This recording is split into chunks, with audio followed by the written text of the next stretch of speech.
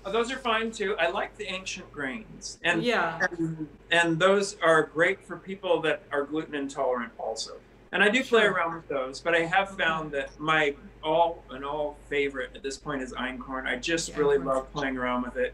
But I do rye also, and I do farro. I like rye for the mono bread actually. When I'm making the living bread, there's a flavor to rye that is wonderful. And I make a cinnamon raisin rye sprouted bread, mono bread style, super good. I'm not gluten intolerant myself, so I can do those. I don't like to use the hybridized wheat that they sell for most of the white flour and stuff because it's super high in gluten. They have bred it to be higher in gluten for that purpose, so they can get bigger, poofier Wonder Bread loaves out of less grain. Yeah, bread flour is usually higher in gluten.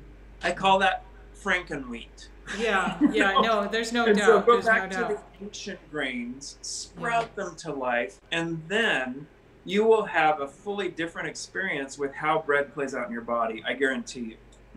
And even Sherry Soria will accept and eat the bread that I make with my ancient grains and sprout it, and she doesn't do bread, you know, because it doesn't fit her lifestyle, and all the commercial bread she wouldn't want to buy. And the commercial bread would give her reactions she doesn't like in her body, but she can eat the ancient sprouted breads. I gave her one of my butternut challahs with the pepitas on the top, and her and Dan loved it. And it was perfectly fine through their bodies. So there's a really healthy way to do bread if you do want to. And if people that have walked away from it because of the fear of gluten intolerance and all the books that got written of grain brain and all these different things kind of scared people away, and even me, and I dropped bread completely, but then I can't help but go back and keep working at, we've done bread for thousands of years, there must be something about this, and I really did the research and figured out that it is what we've done to wheat. Yeah. And all of the Roundup that they spray on and stuff that makes it bad, but the ancient grains can be done in a healthy way and have been for thousands of years. No, you make some really, really good points. Well, first I just want to say that Sherry Soria was the original, she founded Living Like Culinary in she's the mother of raw food cuisine. And although she's, I believe she's retired now in Costa Rica and running marathons, or even more than marathons. 73 years old and running ultra marathon over 100 miles long. Yeah, exactly. 73 years old. Yeah, but she was a big impetus in the raw food lifestyle in the U.S., of course, and a real mentor to you as well, James. Absolutely. And a very dear friend, and we go mushroom hunting and hike in the woods and everything. Yes. She still has a home here. Yeah, she's still. That's right.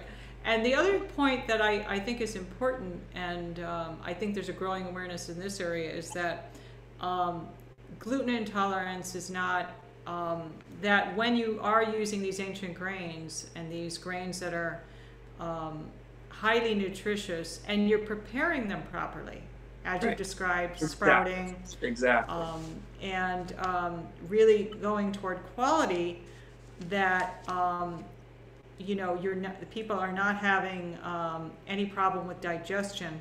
I think a very good podcast, the author of Grain Brain, Dr. Perlmutter, was interviewed by John Douillard, who's the Ayurvedic chiropractor and Ayurvedic physician. His business is Life Spa in Boulder, Colorado. And I'm not remembering the name of his podcast right now, but I'll include it in the show notes. But there was a great dialogue between John Douillard and Dr. Perlmutter about eating wheat, because John Douillard wrote a book about you can eat wheat. It's similar to that. Dr. Perlmutter actually acknowledged that, he's changed his mind on that since he wrote Grain Brain, and he's come full circle because he does realize that the sprouted ancient grains are far different. Yeah, so that's a good listen. I'm going to grab another book to show you, because one of my favorite all through, I've been baking bread for my entire life, and there's people that just do great books, and one of them is Peter Reinhardt. He's always been one of the best on his book, And even he, Is just he a a few baker? years back, is now doing sprouted grains. He's on the sprouted train also. Oh, And wonderful. I'd love to see it.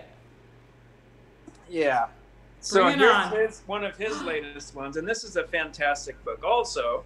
And now he was all about just the classic white flour, typical European breads before, sprouted whole grains, heirloom flours, and fresh techniques. This book is incredible, and it's a game changer in understanding Okay. how to use sprouted grain.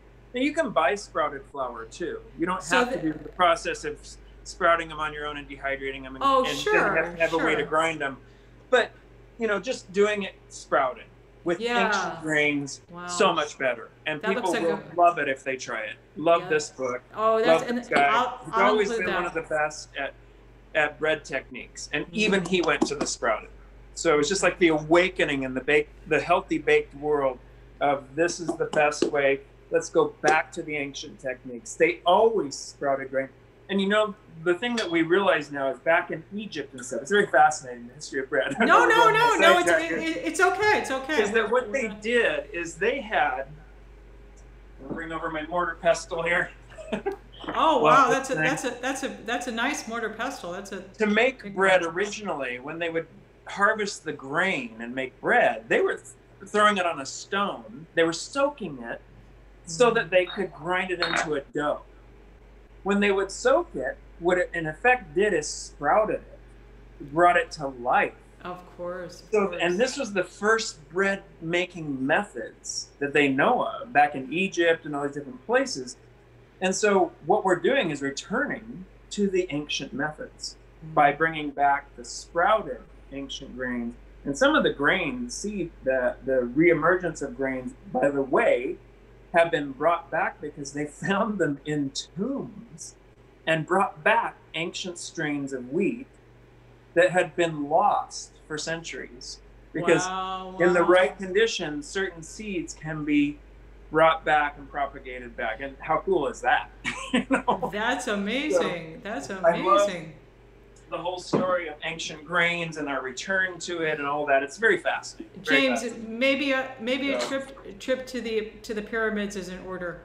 There you go. I'd love it. Exactly. Well, we're going to turn to your holiday granola, and yes. This is going to be the demo. And it's right in line with what we've been talking about because I am sprouting everything that I can. I have in this towel here and in this colander in the bottom. You can see the little tails coming out here. See them? I do. On there? Wow, yeah. Those are buckwheat, and this is a buckwheat granola. And buckwheat is an incredible, people think of it as a grain because it's called buckwheat. It's not, it's a seed, okay? Here it is with the skin on. Kasha, some people call it. Is that the raw or the roasted buckwheat? This isn't roasted, but it has the skin on. And then this is the hulled buckwheat, where they've taken the brown skin off. And then there's the roasted kasha version with the skin on that's very dark. Yeah. And that's what people think of like buckwheat pancakes, where you buy that really dark flour. That's made with the roasted kasha kind of buckwheat. I love the neutral quality of the seed itself. Super good for our gut, by the way. A prebiotic that is wonderful for our system. It's not a wheat, it's a seed. So for the people that want grain-free, this is the key to that. But you can soak it, just like I do with my other grains, and sprout it, like I did here, overnight, and the little tails are going to come out.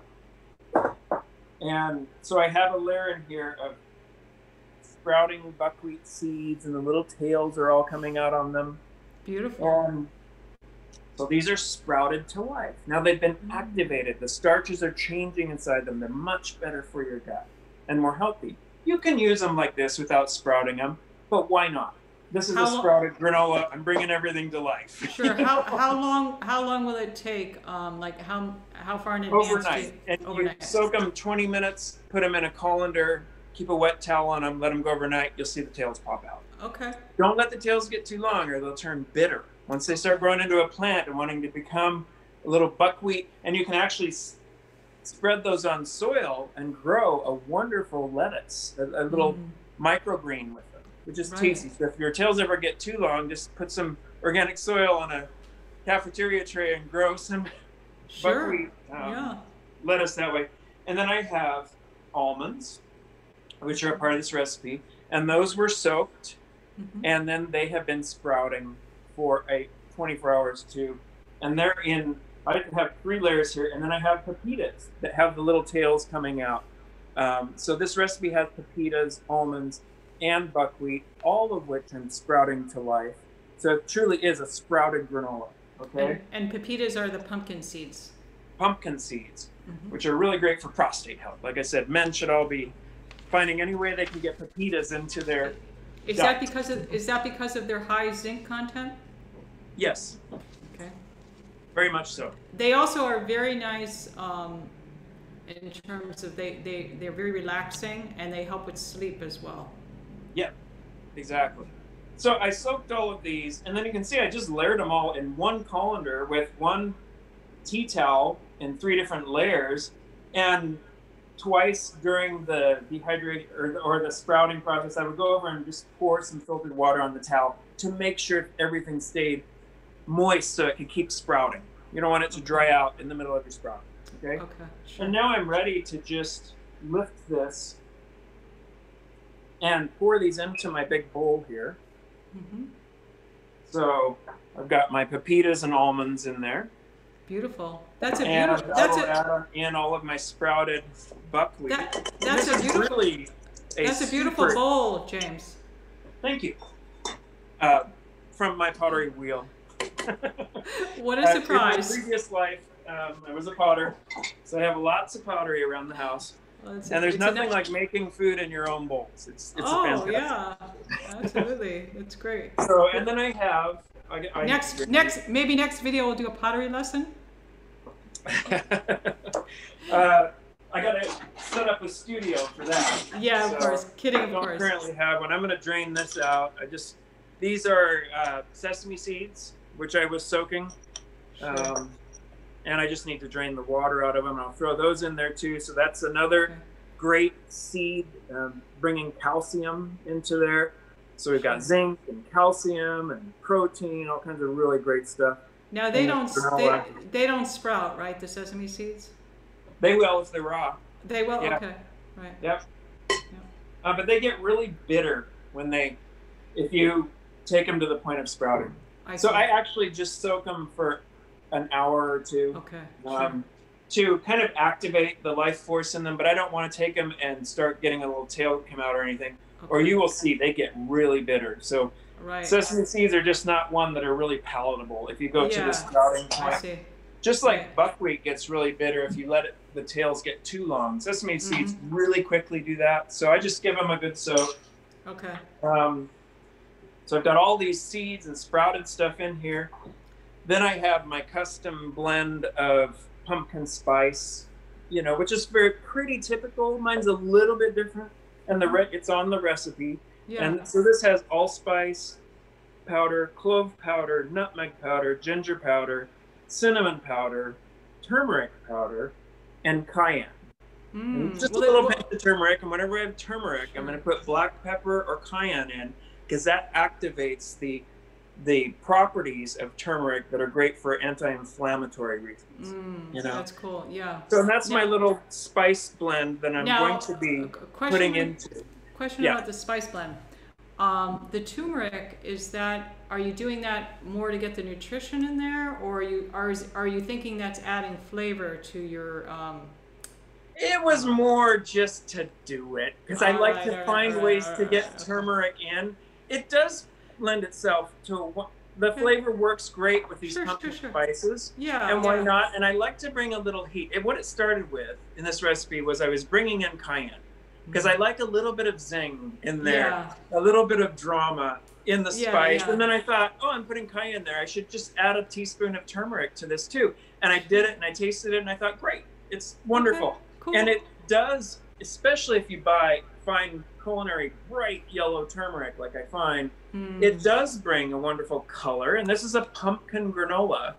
And so why not help with that pumpkin-y gold color anyway, and get all the benefits that turmeric can bring to the party. Yeah, no, that's wonderful. That's a great and actually, creative touch. Of powdered ginger. So I'm going to show you another option. Okay. If you have a juicer, you could juice fresh ginger, Mm-hmm. but you can buy this also. This is just organic ginger juice. Oh yes, yes, and that's the So I will put ginger people. some of this in when I blend up my pumpkin base here, because I didn't have pumpkin powder in the spices. So just add some ginger flavor by putting ginger juice. You know, why not? That's great. So what I'm going to do next is grab my vessel for my Vitamix. Mm-hmm. This is where I said this is cooked raw fusion. Mm-hmm. I took an heirloom squash from the Fortunate Farm right up the street, and I baked it this morning. And so I have that right here.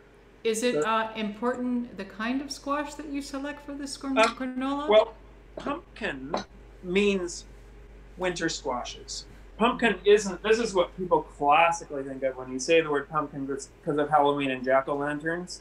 Yes. This is a sugar pumpkin, by the way, the kind that is best for baking with. The jack-o'-lantern ones, not a chef's favorite for using. And pumpkin pie even is better sometimes with a kabocha squash, or these ones that have a little bit more flavor than the classic sugar pumpkin. Yes. But pumpkin refers to all that winter squash category. So this is a sprouted pumpkin granola, but I'm actually using an heirloom squash. Nice. That's a banana squash, I think they're called, whatever. Same beautiful gold color, wonderful flavor, actually even better than pumpkin. So that's what my base is, and I did bake that in the oven. And so with the 375, with the fork tender, you know. Sure, and with the roasting or the baking of the squash, you're enhancing you're really bringing out the sweet flavor. It develops the sugars. Mm. Now the recipe that I do have that I sent to you that you're going to post actually has you shredding, which you can also do, either in a Cuisinart with a shredder blade or with a box shredder. Yeah. The raw pumpkin, and then giving it a hot water, boiling water bath. That's to right. Cook and sweeten it. Yeah. And then blending it, and that's the raw version. Okay, I see. Recipe. So, but I also like doing it by just involving baking. And this morning, I thought, I don't want to shred a bunch of pumpkin. I'm just going to do the fusion version. Sure, yeah. I have baked, the rest of the ingredients are raw. Mm-hmm. And it's going to be done in the dehydrator, so it is a raw granola. I'm not going to bake it in the oven. Okay. And so that I hold on and retain all the wonderful phytonutrients and things that are in the nuts, So then I'm going to put in my spice blend, and just blend, and some maple syrup. Now you can choose your sweetener on this one. Let's put in a little bit of a ginger shot there. I do love the flavor of ginger is so important in pumpkin pie. Oh, it's not even pumpkin pie without it to me. Yeah, it's like the cayenne. And sure, you could definitely put some fresh ginger in here and blend it in, but you never can get the stringiness away from ginger. Yeah. It's always get the little mouthful thing in the background. I don't appreciate that, so I'd much rather use the juice or the powder in this instance. Sure. Yeah, the juice is nice. And then I have a wonderful way to bring in the zing of ginger at the end, but I'll get to that in a minute. Okay. Yeah. Now, on the sweetener for this, I did tell you that I do like to use the most natural, unprocessed sugars that I can. Mm-hmm. So if I was going to want to be doing this in that mode, I would use date paste, and you most certainly can. And I have done it for years, but I found that I really love the flavor of this particular granola with maple syrup. 100% organic, of course. So I just have organic maple syrup that I'm putting in for the sweetener. So that's going to go in here with the baked pumpkin and the spices. And we'll just give it a quick blend. This goes super fast. This granola is really easy to make. You can see once you've done your sprouting overnight with all the things, everything else just comes to the bowl real quick. It's in the dehydrator. You fill a gallon jar, you're set. And you've got incredible granola that'll last a while, Yeah. So, and I cut the recipe in half for this demonstration. Usually I'm filling this bowl all the way and going 9 trays because I want to dive in and just restock for months at a time. It's a great holiday gift. Yeah, it's going to be loud here for just a second. Sure, take your time.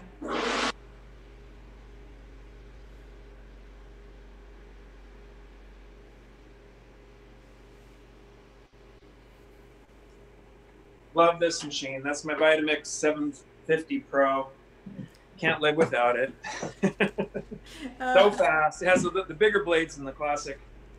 So it blends faster without a lot of heat built up when I'm making nut cheeses and stuff. So I love the 750 Pro because of the bigger blades and the more power. It has a bigger motor. It has, so the Vitamix 750 Pro is what you Yeah. Really so now it looks like pumpkin pie. Okay. It does. It's beautiful. And it tastes and smells like pumpkin pie too. Yeah, sure. So this is a really great, one of the great, my favorite granola actually. Do you add seasonally this time of year? This is the one I make. Sure. Do you add any salt to the mix at all? Because sometimes that will bring out the sweet even more. Yes. You don't have to. You can, and I will. I wait and taste and flavor balance. Okay. I don't put it in right away. Sure. And then I decide. All right. Yeah. Once I've blended it up, okay, that's done. And then one more thing to add in is oats. These are pretty classic for granola. Mm-hmm. And so we've got buckwheat and oats in here. Are these rolled oats? Rolled oats? These are rolled oats, and I don't buy instant oats. Those aren't as nutritious. They've cooked those and then dehydrated them down so that they hydrate faster when people cook them. Just buy the 100% organic rolled oats. Sure. If you are celiac and afraid of gluten, because many people think oats are not gluten-free, not true.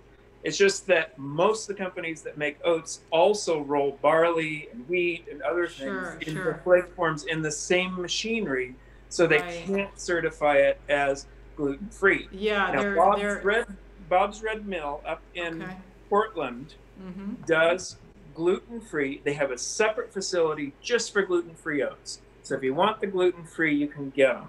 Just be aware there is gluten-free organic oats out there that you can get. Okay. Sure. Okay, that's Bob's. So that's what I have here, and those will go in with the rest of the sprouted. And seeds. Those of course are great for heart health and so many wonderful qualities to them too. So why not bring them to the party? We're making a power granola here. Absolutely, and they're not soaked or anything. They're just going in dry. They're just going in like they are, and oats can be like muesli in Europe. Long ancient, breakfast is raw oats that they just put milk on and eat, and so they're fine in your system. As a raw ingredient, and that's why they make oat flour. People you can grind them into oat flour if you want, all kinds of different things. Now I also buy whole oat groats and sprout them. Okay. And I forgot to mention that this is not Bob's. This is Sprouted Oats, organic Sprouted Oats. Okay. It's a new company. Look for it. Right. What is it called? Google that. I can't remember the name of them off the top of my head. I will find it. One something.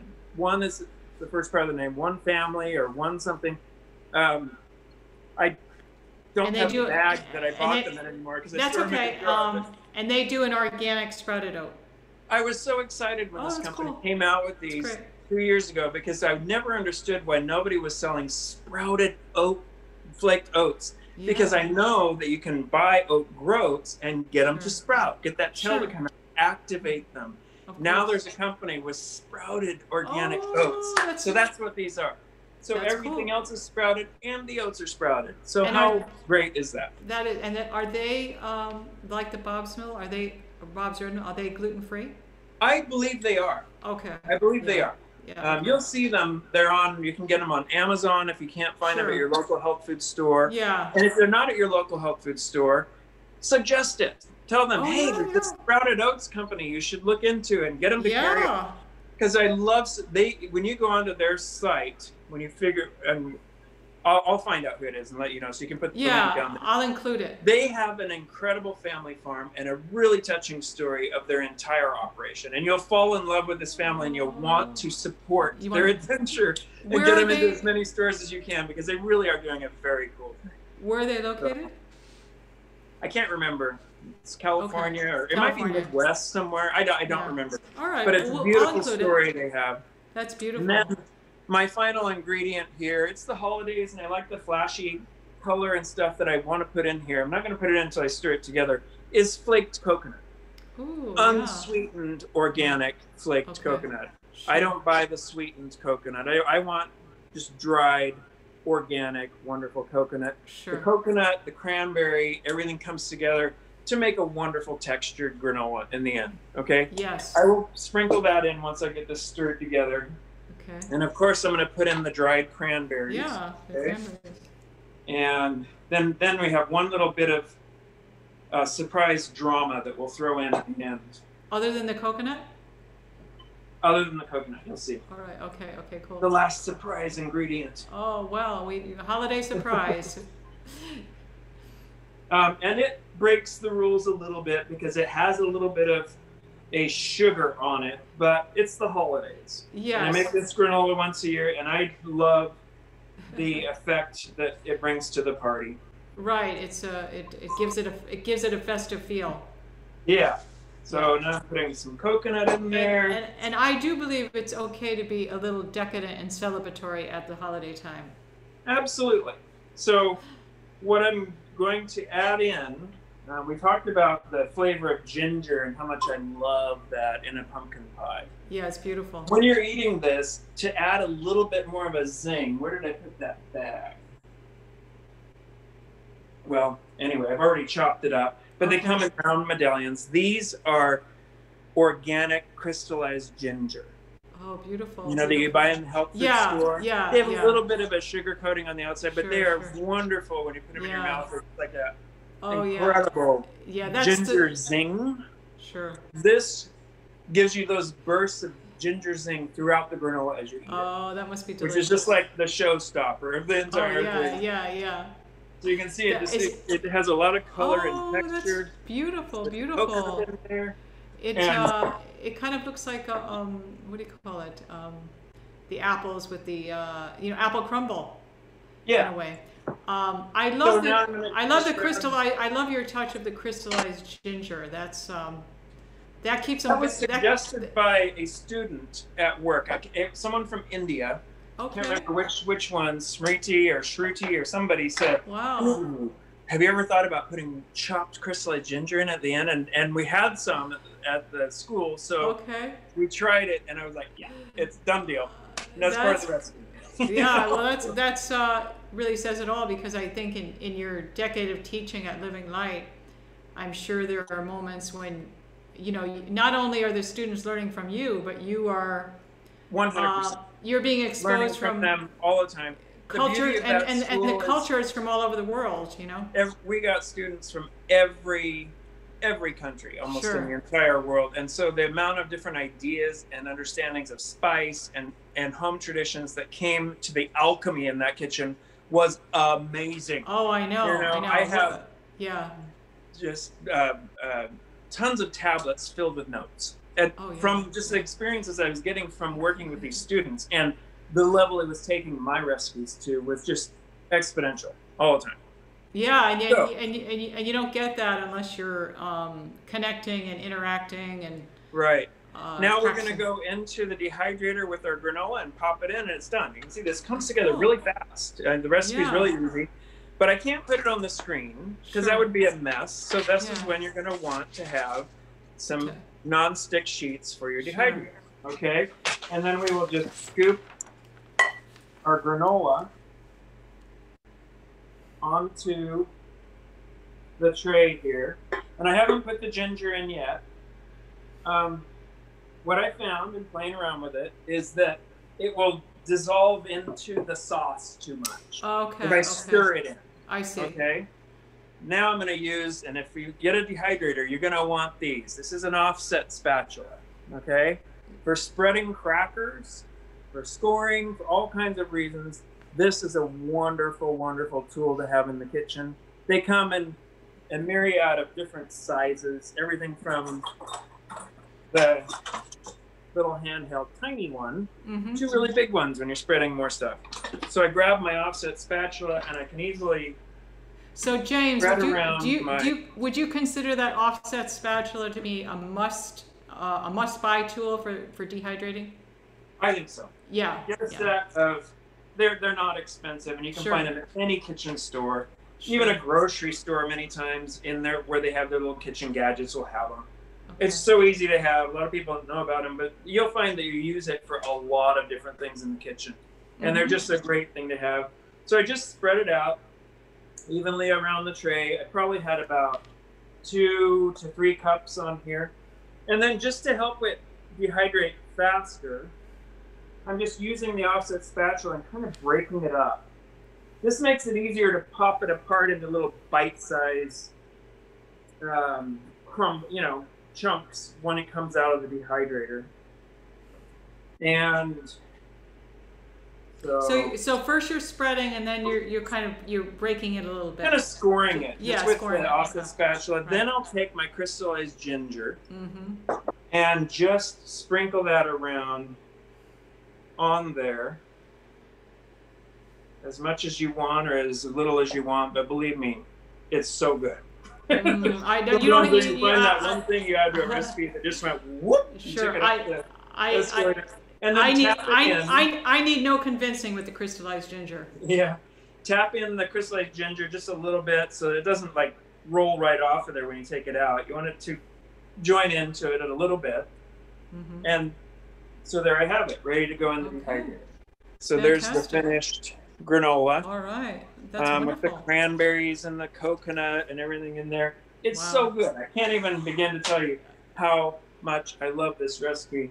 It's evolved over the last 5 years, and it's just dialed in. It's perfect, yummy. It's the fusion of cooked, baked, and raw together, and it's so good for you. And it's all sprouted, so it's like the most healthy granola you could ever imagine. Yeah, that's awesome, because granola can be hard to digest.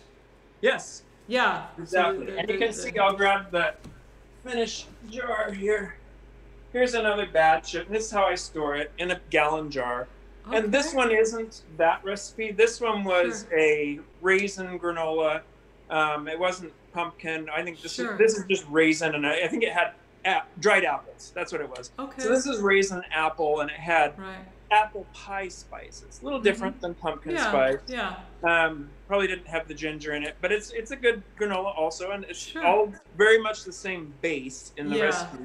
Even the coconut is in there, the coconut flakes. But it was apple raisin, okay, instead of pumpkin cranberry like we're doing here. Yeah, well, you actually make a good point by showing that is that once you master the foundational recipe, take it any direction you want. Then you're sky's the limit. You can do apple, you can do pear, you can do peach. One of my other favorites that I do is make a date paste, kind of like I blended up here with the pumpkin, and then put orange rind and fresh orange juice in there, okay? And it's an orange cranberry granola, which also is spectacular. Oh, well, anything with orange and cranberry is oh, wow. So that's another fantastic, if you just look at your dried fruits, you could put and you can make a peach granola. The amount of different dried fruits you could put in granola is endless. And then just think, like, ginger and peach, incredible together. So why not make a ginger peach granola or a blueberry mango? Those two dance together like two sweethearts at a ball. I love blueberry and mango together. So a blueberry mango granola would be incredible. You could have some fresh mango in it and some dried. So you get the flavor and intensity of both playing around in there. And then blueberries. And you can buy the same, just like you look for organic fruit sweetened. Yeah, you want to try to get blueberries. You don't have to dried blueberries that aren't sweetened, and they're usually fine too. Okay. But make sure they're organic. Right. You don't want to have you don't have to take the step of dehydrating your fruits. You can purchase the. You can buy them. Just make sure you're choosing organic. Sure. And not sugar sweetened. Yeah, blueberries are one of the most expensive dehydrated fruits you can buy. You will notice that they are really expensive for good organic ones. So I don't do them super often, but I do love them. They are great. I'm sure. In chia pudding or in a granola or anything like that. So I really like, you mentioned it earlier in the program, but recently I tried the dried mulberry. Mulberries. I mean, they are Wow. I love them. I like to rehydrate them a little bit and then put them in salads and stuff. Yes, exactly. They're And just they're a wonderful sweetener. They're not too intense. they're wonderful. You know? They're a little milder. Love them. And I Love really them. like them. And have you had fresh? You know, I don't know if I actually Most people have never experienced fresh mulberry. Are they Oh my growing God. are they growing in the Pacific And Northwest? they're really long when they're fresh. Okay. They're like as long as your finger. Sure. And they're like this elongated raspberry kind of thing, and fully different in flavor than the dried ones, and really wonderful. So if you ever run into fresh mulberries, buy them and try them. Yes. You gotta see that. Sure. They do not transport well, and Okay. they break down when they're put into a container or whatever when they're fresh. They're very So usually fragile. if you have to just know a farmer that has a tree Sure. that has some or something, because they have never been big in the marketplace because it's really hard to keep them from breaking down, and so they just Sure, it's like rare, wild. but they're It's so like delicious. wild rice. You know, if you're going to get really authentic wild rice, it's harvested and Right. you know, quite Yeah. costly and stuff like that. and it's just more easier for them to dehydrate them and sell them dried. Sure. So that's why dried mulberries is usually how you would see them Okay. versus the fresh ones. But if you ever Yeah. get the chance to try them, Oh, I highly will. I will. I said vanilla with some sort of vegan vanilla ice cream, or yeah. and a mulberry syrup or something like that. Uh-huh. Yeah. That sounds And you awesome. can dry them and make a paste, like I said, that's very neutral for sweetening things. So Sure. they have that Yeah. kind of neutral quality of dates, you know, where they don't change the flavor of the recipe like some other dried fruits might. So they're really Right. easy to use for a lot of different applications. That's good to know. So, And when you yeah. dehydrate the granola, how long are you dehydrating it for? Okay. And what Yeah, so that was next. This will go in. I have quite a mixed bag of stuff in the dehydrator right now just because I was creating examples to show you. Sure, yeah. Well, But thank you. that is a wet, like I said, a wet batter. Okay, and I am going to turn that dehydrator up higher for Okay. probably 45 minutes. I'm going to run that at 300, and then drop down to the 120 and finish it off. Okay. Okay, just because it is very wet, and I don't want weird bacteria growing on there or anything. Sure. Some of the other things in there didn't need that long of a thing, but it's okay. It'll be all right. I'm just gonna dehydrate them all together. And how So- many hours will you dehydrate for the granola? Granola will just go overnight. Overnight. By Okay. this time tomorrow, I'll be harvesting it, Sure. and I will probably later today. I will take another tray with a screen on it, take it out, the granola, flip it, remove that nonstick sheet, and then put it back in and finish it overnight, and by tomorrow it'll be done. So you can Okay. take that sheet off and make it finish faster halfway see. through. I see. So you're Okay. you're going to turn it over essentially. Yep, gonna flip it. It's- And the it's easiest way like- to do that is just get it out and then take another tray, put it on Sure. top, pick Right. them both up, and just flip it over. Yeah. Take what was the bottom is now the top, take it off, carefully peel that nonstick sheet off, plop it back in. You're good to Sure. go. And the- that you don't have to do that. You could finish it completely on the nonstick tray, but it's going to use more electricity and time in the dehydrator. So why not get it off halfway through Okay. and finish it off? Make it easier and more cost effective in using your dehydrator. Okay. Sure. Yeah, So- that's a great idea. And the lower one where you're flipping on, you don't have the Teflon sheet on it. You have the air circulation. Right. Okay. From both sides once you Right. flip it. So it's going to finish off really quick for you. Right. Okay. And all those dried fruits will be done by tomorrow too. So by Sure. tomorrow morning, they'll all be coming out too. And on dried fruits, you can choose where you want to go to. Like on the persimmons, I just love them so much. I just can't wait. Oh, yeah, to they're dehydrate nice. these persimmons. This is the time of year for them. But I don't like to take them as hard as some people do. You can keep going, and then where they almost get crunchy. I like Yeah. them to have that dried, leatherly, where I can Okay. dice them up and throw them on my morning chia pudding, Almost or like a use fruit in leather. bars or bars or cookies. They're just such a wonderful, and the flavor concentration they achieve when they dehydrate, and you Yeah. stop when they're a little soft still is so much more intense than even the fresh. So I really do love dehydrated persimmons. One of my favorite things to do, and let them get pretty soft. Like this one. Yeah, they're not.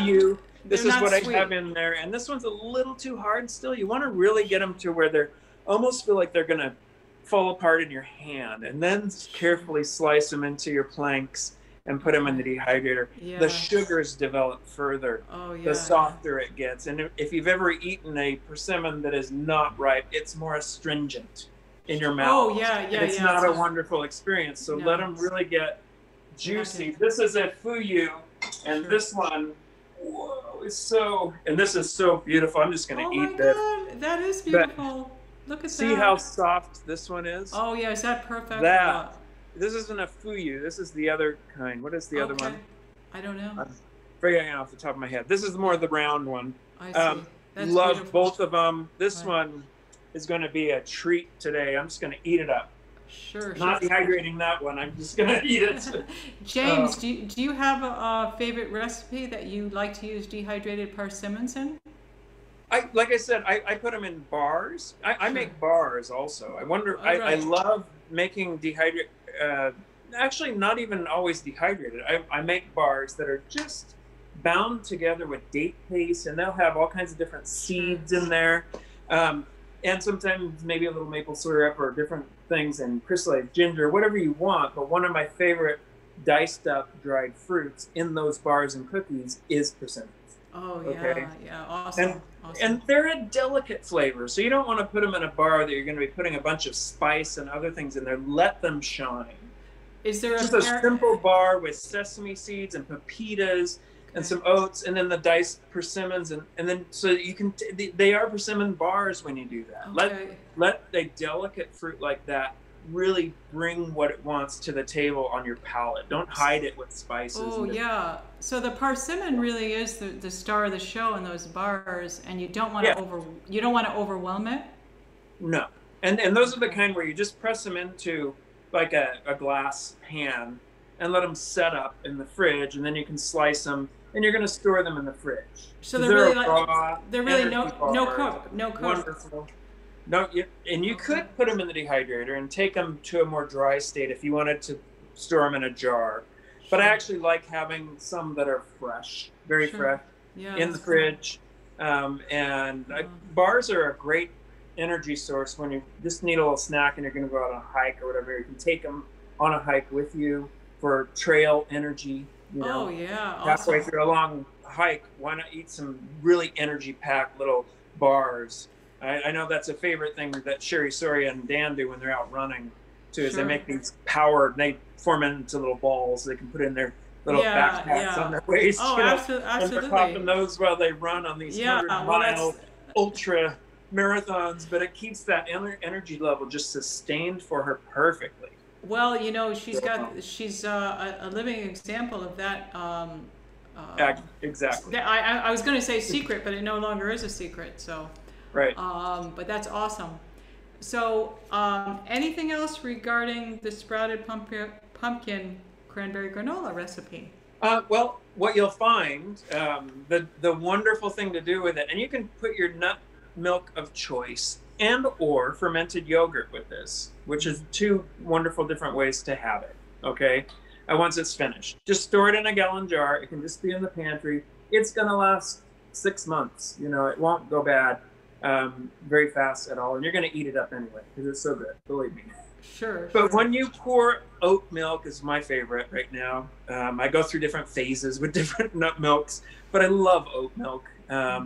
And so you pour that oat milk on, and you'll notice I let it sit for 3 or 4 minutes and then starting it because the pumpkin spices get into the milk, and the milk becomes all sweetened with the ginger, and it's wonderful. It's one of the best wonderful granolas to have in the morning, you know. And sometimes I have granolas that I'll put more fresh fruit on top of. But in this one, I just leave it. I just put nut milk with it because it's just like having a pumpkin pie cranberry wonderful snack just the way it is. Ice cream is another great way to have granola. Yeah. When you're having your vegan ice cream, whatever ice cream that might be, you can buy Coconut Bliss at the store, or you can learn how to make vegan ice cream from me. I'm going to have that on definitely on my YouTube channel, and I've got wonderful recipes for all kinds of ice creams. Granola is always one of the most healthiest, wonderful things to put as a crumble on top of ice cream. Sure. Well, I think you're getting with ice cream, you know, it's the texture too. You have that smoothness and coolness of the ice cream, and then you got the especially crunchiness. In the summertime, you know. Yeah, that's really nice. And that brings up another point. On a cold winter morning, warm up the milk a little bit before you put it on your granola, and have a warm bowl of pumpkin granola with milk. Yeah. And warm your soul. Bring that heat in the wintertime, you know. Be aware of your dosha and what you need in the heat or not. So yeah, it's versatile and it can be used in any season. Yeah. So, well, not necessarily the holiday version, but many. And by the way, I versions. forgot to mention when I was spreading that out and scoring it up, you can make bars out of this. Okay. Because we were talking about bars. That totally slipped my mind. Score them into, you know, bars, whatever size you want. Okay. With that same offset spatula, just go all the way down through to the nonstick tray and score them, and they'll snap apart just like saltine crackers when you get them out. And they'll be in their perfect little square shapes. Perfect for putting in your backpack, and you should store them in a glass jar, same way, but they're in a bar shape. So you can do the cereal or the bar. And they're actually cohesive, they stay together? Totally. Okay. Absolutely. They are bound together. That pumpkin base with the maple syrup and the baked pumpkin is a binder. It brings everything together. And so this doesn't crumble apart like muesli. It stays in big chunks. Okay, awesome. You know? And that's why it's a great recipe for bars. Great recipe for it. Wonderful, wonderful. Well, wonderful, James. Well, thank you so much. A great holiday granola demo. I was going to say cooking demo, but not necessarily. Just in time for Thanksgiving and Christmas, and lots of holiday gifts and Zoom celebrations, we'll say. Seasonal food. Can't ever go wrong with seasonal. You know, that's when you're going to get the most optimum nutrition is what's in season right now that I can use at this time of year. So squash, cranberries, all that kind of wonderful flavors of what we think of as Thanksgiving is that time of year. So absolutely. Thank you so much, James. I will include your social media handles, which are, is it Instagram and Facebook with the Plant Food Chef? On all of those, it's just Plant Food Chef. Right. And then on YouTube, it's Plant Food Chef James Sant.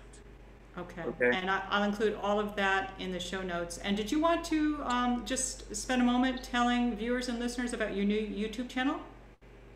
Yeah, that's brand new. There's not much on there yet, but there's a lot coming. I have been busy doing a lot of filming and editing of videos, which will be flooding into my Mindful Living Foods adventure on my Plant Food Chef YouTube channel. That there will be free stuff on there.